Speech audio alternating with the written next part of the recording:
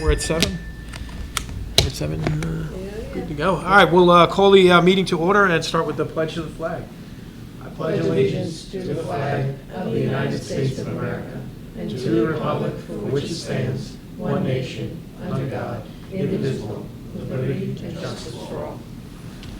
Tom Kennedy. Here. Thomas Grattan. Here. John Hagerman. Here. Christian Pryor. Here. Scott Latham. In the event of an emergency, all visitors are advised that they may exit this room from the one side door which leads directly into the parking lot. In the event of an emergency, everyone is asked to move away from the building and do not attempt to leave in your automobile, since this may cause traffic problems that block incoming emergency vehicles. So we're doing the budget Yep. meeting first, right? No, I have it in the agenda further down, the adoption of the budget. Okay, so it's not 2 meetings today? Correct. Okay, it's only one. Yeah, I it's one, and apologize. okay. Yeah, Tom, I gave you the wrong information. Okay, All right. no worries. Today. Yeah, it's further along in the agenda. Got it. Okay, perfect. So we'll start off the meeting with the first hearing of visitors, if we have We don't any have any. visitors. So we're going to move on to the consent agenda, and we're going to seek a motion to approve the following items: approval of the minutes, financial matters, the Committee on Special Education. We have a donation, if you want to read a little bit about the donation. And, I'd like to mention that. Do we have to go through all the financial matters, or do we cover that? Is that good enough? Everybody can see that, Okay. so we could. Yeah, so we have a donation. The Environmental Club has installed an osprey pole on the school property. Time and materials were donated by North Fork Woodworks, Latham Sand and Gravel, and Port Lumber. Okay, so we're going to accept that as well. So We need a motion for the consent. okay. So we need a motion for the consent agenda? So moved. Second? Second. All in favor? Aye. Okay. Motion passes. Okay. All right, so now we're going to move into the adoption of the 2026-2027 school budget. Are we going to have a presentation? Yes. So we're going to start with a presentation on the budget before the vote. Yes, so first, we're going to, our state budget was extended again, 2 days ago? Which basically means we don't have a state budget. So our budget, the last time we came together, we met, we were $297,000 off on our budget. That was predominantly the elementary playground. We are utilizing some surplus from this school year and some reserves, a little bit of tweaking of our reserves to balance our budget. If a budget comes through between now and when we actually vote, then we will tweak those numbers again. I don't expect, and Chuck, you can correct me if I'm wrong, I don't expect any change in our budget is going to be in excess of $20,000 or $30,000. Our 1% increase that they originally presented to us was in the neighborhood of $15,000. I think it was 14 and change. So if they go up to 3%, we're looking at a $40-something thousand change. So I feel very good that we were able to look at a lot of our spending for this year, tighten our belts a little bit in some areas, and come up with some surplus to put towards the elementary playground. It did two things for us. One, it didn't raise our budget for next year when it comes to that capital work. We would have had to put that $297 into capital work and found a way to pay for it. But then even more importantly, it allowed us to start the process of ordering for these things. If you were here for any of the conversations about the leaking air conditioning on the science room, it took almost 13 months to get all of the equipment in, and then finally over vacation last week, they brought a crane in and put it on, so it should not be leaking anymore. But it was still a 13-month process and 2 years of a leaky roof because of it. So I would be very fearful, and I met with Anthony, and he happens to agree, I'd be fearful of ordering everything for an elementary playground at the end of the school year when our new budget kicks in, because I don't feel comfortable that we would be able to get everything in and do whatever work is necessary to have it up and running when our kids come back to school. So it really worked as a twofold thing. The fact that we were able to put the order out now, we spoke to the company. They told us that it'll all be on site by the end of the school year. Our guys, we got the price down almost $50,000 because our guys are going to rent they're going to rent one of those metal cutting machines, and they're going to chop everything down and cart it out. They have a company that will actually pay for the metal and stuff like that. So they were able to get the price decreased from the initial $450,000 down to $390 something. And, so that's the way we went. And that really was, that was the impetus for being able to balance our budget and make up that $300 and something thousand difference. So, Chuck, I'm going to hand it over to you so you can share all the final numbers.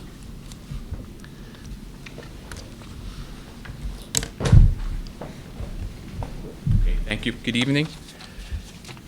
So tonight we're going to update, again, not much other than the playground has changed, but just some of the key highlights to go through for the next year's potential budget. We're looking at a budget-to-budget increase of 3.28%. Now, with that budget carries a tax levy increase of 2.71%. That is under the tax cap formula allowance of 2.72. I just rounded down, a few $100. This budget maintains all programs and opportunities at the same levels as this year. In that budget, we have giving back fund balance and reserves of $1,115,000. That's the number that will change if the state budget comes back and we're getting more foundation aid. Then how much reserve we'll use could come down by another $10 or $15 or $20,000, depending on that number. I don't think it will be anything substantial. Ideally, we wanted to be exactly where we were last year. We'll probably be slightly higher, but that will be the only change that could happen, which really puts us in a very comfortable position. There are other districts around the island that are waiting to see how many teachers they have to excess once their state budget comes through.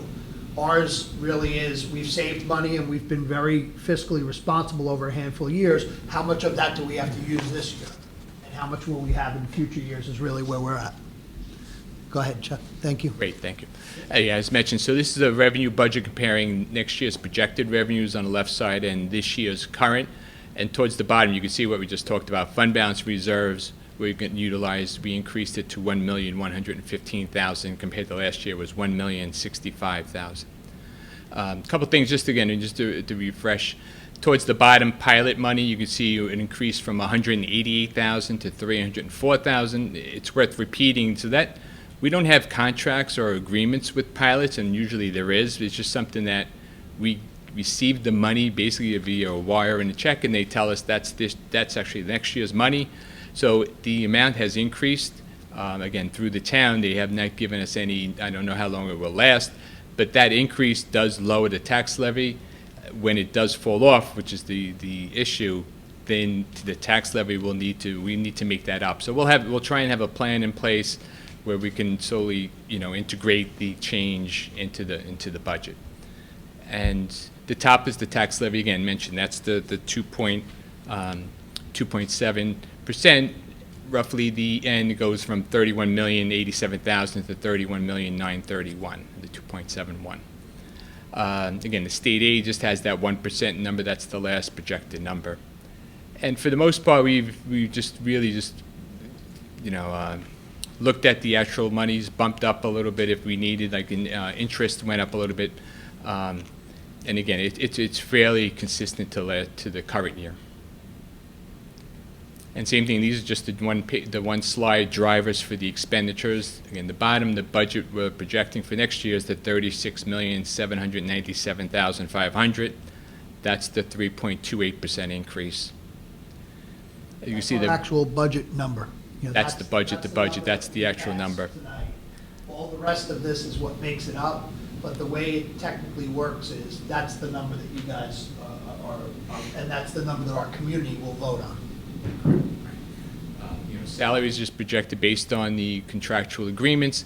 Benefits we discussed, we have large increase in the health insurance, takes up the bulk of that 5% increase. Transportation, BOCES, consistent. A lot of the drivers are going up with the consumer price index, as it is what it is. It is difficulty in this tax cap situation where we're restricted to the low 2%, and a lot of costs are going up 3%, 4%, 5%. Chuck, what's CPI this year? Yeah, I'll get back to you. I think the number we're using in the brochure is the 2.63. Yeah. I know in the last couple of months, the month or two has gone up, but I don't have the exact number right now.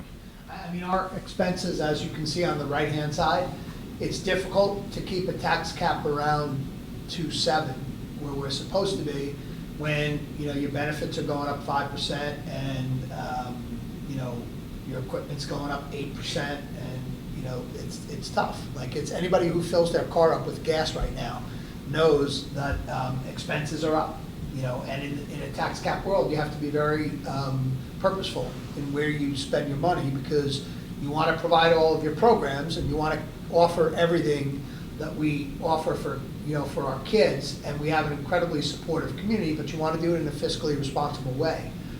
And that is sometimes tough, like when healthcare goes up 9% and it makes up such a large percentage, that can at times be tough. So, you know, I appreciate all the work, Chuck, you know, of you know, shaving a little bit here and moving things there, and because we've come in below the cap in a year that's difficult to come in below the cap.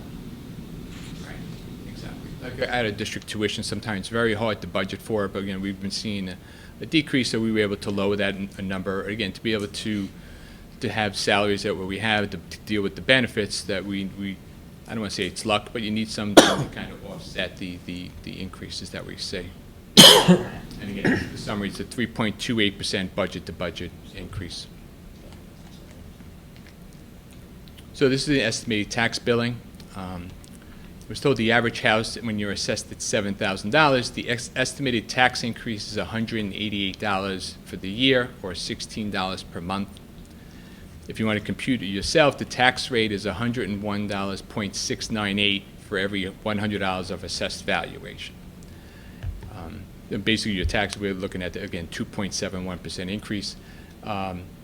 The estimated increase is $2.689 per $100 of assessed valuation. And the number I use is the valuation that the town gives us that we have as of right now, December of '26. As tax time comes up in next year, that number can fluctuate. So I can't help what the assessed valuation is. I base it on the number we have right now. But we're basically going to, with the budget, to have this is the tax levy that we need. So that the tax rate bottom line could be off, again, once the assessed valuation changes next year. And that's it. We have the May 19, 2026 is the budget vote.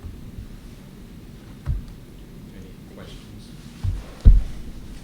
Questions for Chuck or me, either one? No questions. Ask for a motion to adopt the budget recommended by the superintendent for the 26-27 school year, and the property tax report card to be submitted to the State Education Department. The total planned expenditure is $36,797,500. Can we get a motion, please? So moved. Second, okay. All in favor? Aye. Aye. Opposed? Motion passes. Okay. Tax anticipation note. Does this need to be read in its entirety? You could just read the first paragraph. Everybody has a copy of the agenda. Just highlighted? Yeah. Okay, so we'll just read that, and then there's the resolution has several sections, so please, we'll Right. say the tax anticipation note, resolution of Southold Union Free School District, New York, adopted on April 15, 2026, authorizes the issuance of not to exceed $5 million in tax anticipation notes in anticipation of the receipt of taxes to be levied for the fiscal year ending June 30, 2027. Okay, do we have a presentation or discussion on that? This is next year's TAN, Chuck? Yes. Okay. Right, exactly. So Yeah, what this it- typically what right happens now is they just want it up to- our taxes don't get collected until we are 5 months into our bills. So we take a TAN, which is a short-term note against our collateral is the fact that we'll be collecting taxes. Ours is down to 5 million, which is really nice. Typically, TANs are half of what your budget is. What we do is we utilize monies that we have in reserves and stuff like that because we don't pay interest on those. So we utilize those first, then we take a TAN for the remaining. Do you know how much you took for a TAN for this year? I know that it was up to 5, but So it's 3.5 Yeah, we typically don't have to use the whole 5 million, which is again ideal because these short-term notes carry high interest rates, you know. When you're in a district where you're taking a $100 million TAN, you're paying a big chunk of money out of your budget just to borrow enough money to make your district, solvent for the first half of the year. So 3.5, you said? 4, I'm sorry. 4, yeah. So the 5 is a cap to make sure. in case- Yeah. So if you have any other questions for Chuck, but really, it's a short-term note that will start when this school year ends, and the monies will be there until our taxes are collected in December, and we get them from the town. Okay. Does the board need any additional time to read the resolution? Is this a roll call, or do we? Yeah, we need a motion and then I can do a roll. Okay. If everybody's had the opportunity to read, can we get a motion to adopt the tax anticipation note? Second? Second. Okay, we're going to have a roll call vote? Tom Kennedy? Yes, aye. Tom Grattan? Yes, aye. Christian Pryor? Yes, aye. Dawn Hageman? Yes, aye. Yeah, there's no nays, so motion passes. All right. On to old business. Do we have any old business to discuss this evening? All righty, we'll move on then to the superintendent's report. So, Chuck, I just want to say good job on the budget. I also want to make it very clear that when we say that all of our programs will be intact, that does not mean that we're going to always run the exact same programs as we did this year. Our students will pick their electives later in the year, and the ones that the kids are interested in. For instance, this year we ran welding. Last year we offered welding but didn't run it because only one student signed up for it. So I always want to make sure that people understand that it's not always going to be the same exact offerings. We're going to be budgeted to offer the same number of things. If nobody chooses to play baseball next year, then we won't have a baseball team. If everybody were to choose to play something different, then we might have 2 of those teams, So what we do is we make sure that we open it up to student choice, and our kids really define what clubs we're going to have, what electives we're going to run, those types of things. What we are doing is making sure that we have enough of them available that they'll have, they will have a consistent number next year to what they have this year of offerings. Exactly what they'll take and what we'll have depends on what they select, okay? So good job on the budget, Chuck. I'm going to steal that clicker from you. We talked about it, tax exemptions, last time that I was here, and I told you I would just put a little bit into a presentation and on paper. They're confusing, to say the least. But these are the ones that have been signed into law recently. There are 4 there was the tax exemption for veterans with 100% service-connected disability, exemption for active duty military members who served in a combat zone, exemption for surviving spouses of police officers, volunteer firefighters, volunteer ambulance workers killed in the line of duty, and then an amendment to the exemption for senior citizens. And then each one, I defined each one on an individual slide, and then the last one, I put in some financial stuff because the language from the attorneys and the language that's in the legislation is extremely confusing to me. But on February 13th, Governor signed an amendment to law based on this amendment. The complete real property tax exemption for veterans with a 100% service-connected disability is now mandatory for school districts. So there's no voting on it. You don't have to discuss it. The school district no longer has the authority to decide whether the tax exemption will be granted for those veterans who meet the requirements for the tax exemption. So no action is required. I believe we had it in place already. No? We had, yeah. This one? Yeah. So it wouldn't have really resulted in a change for us, but there are districts that didn't have it in place, and it is now mandatory, no vote necessary at all. exemption for active duty military members who served in a combat zone. Those active duty service members stationed in New York who were deployed to combat zones during the tax year may qualify for a town property tax exemption of up to 25% of the assessed value, capped at $20,000 equalized value. This exemption must be reapplied for annually and applies to town taxes only. This exemption is not available for school districts to opt into, so no action is available to us even if we wanted to. So what they would do is they would apply to the town, and it would not impact school taxes, but it would impact town taxes. This is the one that was the timely one. I got a letter about it late. I shared it with you guys. But this is for spouses of police officers, spouses of emergency responders. Board of Education may adopt a resolution exempting the primary residence of a surviving spouse of a police officer, volunteer firefighter, volunteer ambulance worker killed in the line of duty. The available exemption permits up to a maximum of 50% for this exemption, but the Board of Education may at its discretion authorize anything between 0 and 50%. Okay, you can't go over the 50, but you can do that. While there is no way to predict the impact of this exemption, it's impossible. I called the town tax assessor's office for the next one, and they're trying to work a number for me. This one, it's impossible to tell. You could be in a community that has multiple people that are in this position. You could be in a community that has 0. Hopefully, we're in a community that has 0, but the fact is, they can't give me any number on this ever. So the one thing that we were told by one of the state assessors is they expect it to be a very low number anyway. This is one that we would have to put on a future agenda and take action on, and then I would say it would be part of the old business conversation at the next meeting to discuss the percentage of it. And then once the percentage, if you guys choose to do this, or you have that discussion, and then there could be a motion to move forward with it, and then we can put it on the next agenda for an agenda item to be voted on. So that is probably the most pressing one. It will not take effect till the year after. It's always delayed by at least a year. It had to be March 1st to be in by this year. And I think it runs a year behind that anyway, but so maybe 2 years from now before it goes in. This is the senior citizen one. This was an amendment to an existing exemption.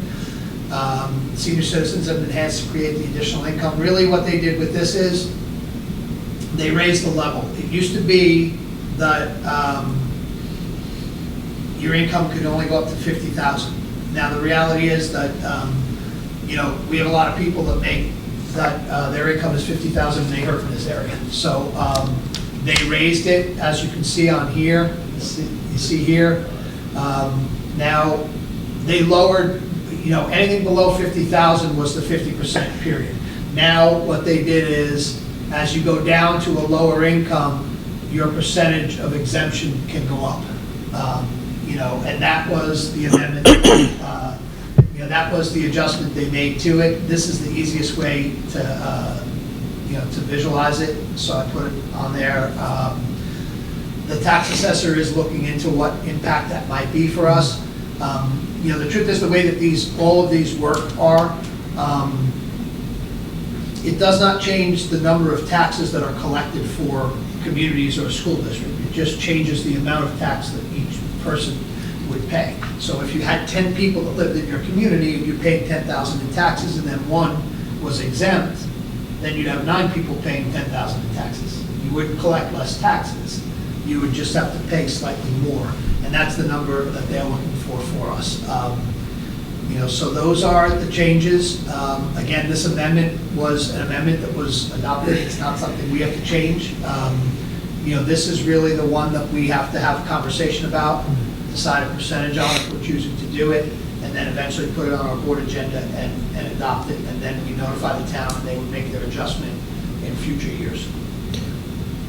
Anybody, I know it's a lot. I tried to share it verbally last time, but it's too much really to keep straight verbally or to look at. It's a lot easier to look at in a presentation like this.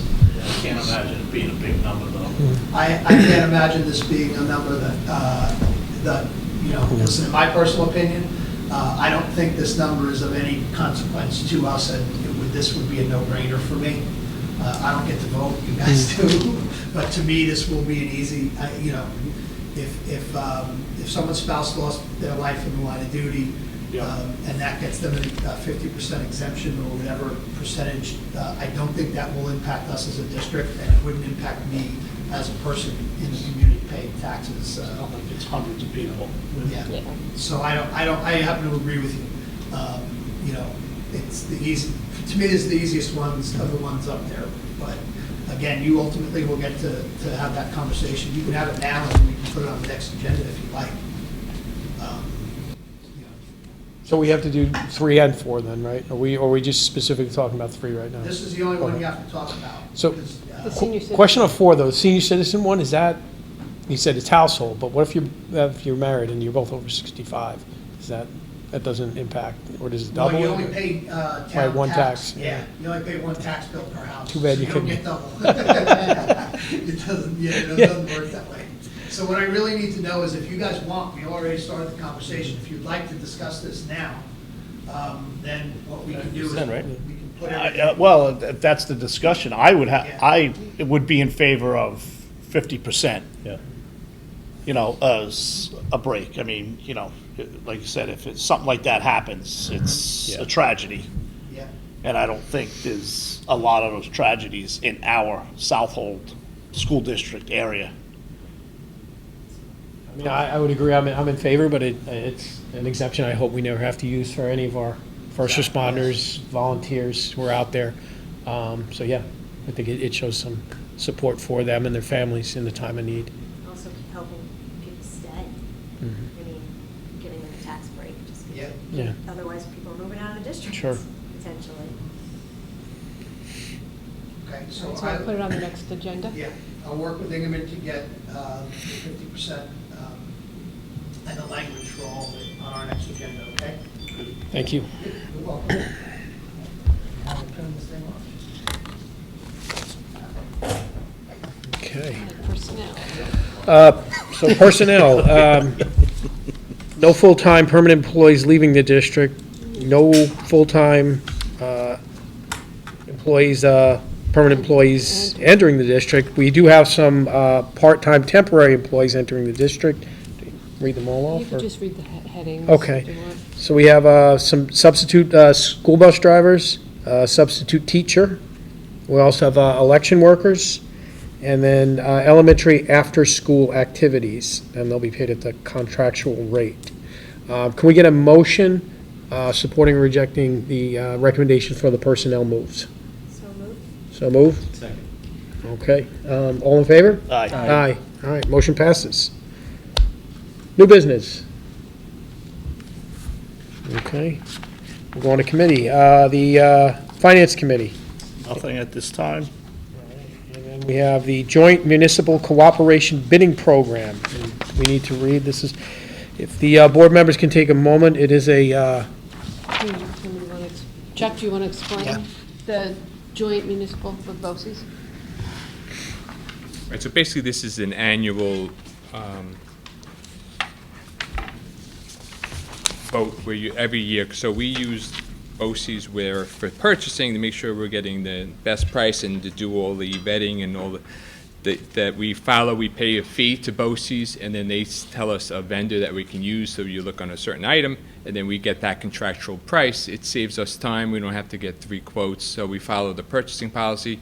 But if it's on this BOCES cooperative, it just allows us to do things easier, so we buy the item again. And this is just, again, a formality. Each month, we vote on this. We get, BOCES gives us the option, and then, again, this is just word for word what we need to have to be able to join. So this is for the calendar year. It will start in July each year that we do this. Do we get 8 on it, Chuck?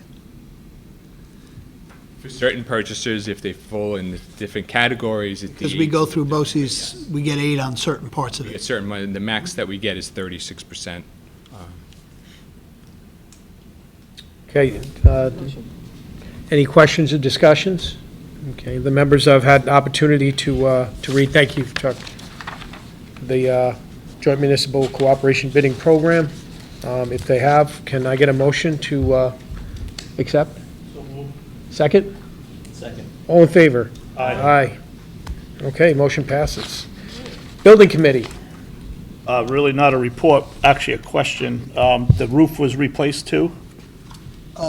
So they bought in and they had Anthony had to coordinate the air conditioning, the roofing, the whole deal. So the roof wasn't fully replaced. but Right, the just whole- that area. the area, and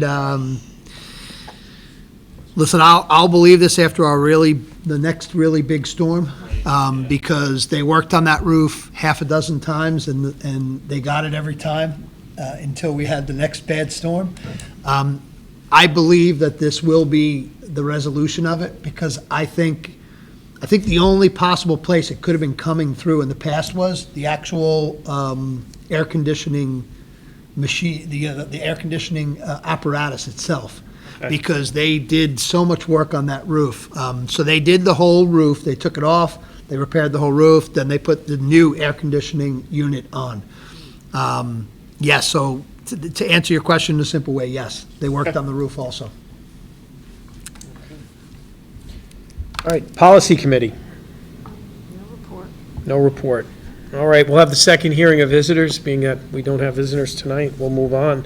I need a motion. There's going to be a special meeting for the BOCES budget vote and election. So that will take place on April 21st. So looking for a motion to set up a special meeting for the BOCES budget and board member election on the voting day of April 21st, 2026 at 9:45 a.m. Can I get a motion, please? Okay, second? Second. All in favor? Aye. Motion passes. All right, some information on, we've got a lot of meetings coming up over the next month. So just as we had mentioned, April 21st will be the BOCES budget voting meeting. May 6th, we have a budget meeting and a work session for the board. May 19th, very important, is the budget vote, and I guess any board election, Right. and board election for any open seats. And then on the 20th, we'll have, of May, will be a regular board meeting. So it's going to be a busy month for everybody at this table. Okay? I forgot board member commentary. I skipped right over that. My apologies. So I'll start to my left or stage right here. Good evening. Hi. All right. Yeah, just counting down the days. School's almost over. It's crazy. It went by so fast. There's a lot of upcoming trips. I know robotics is away right now. VE's going away next week, and then the seniors have their trip at the end of May, and then prom, and there's a lot of fun events going around. So I think everyone's in good spirits. The weather's been great this week. Hopefully it stays that way.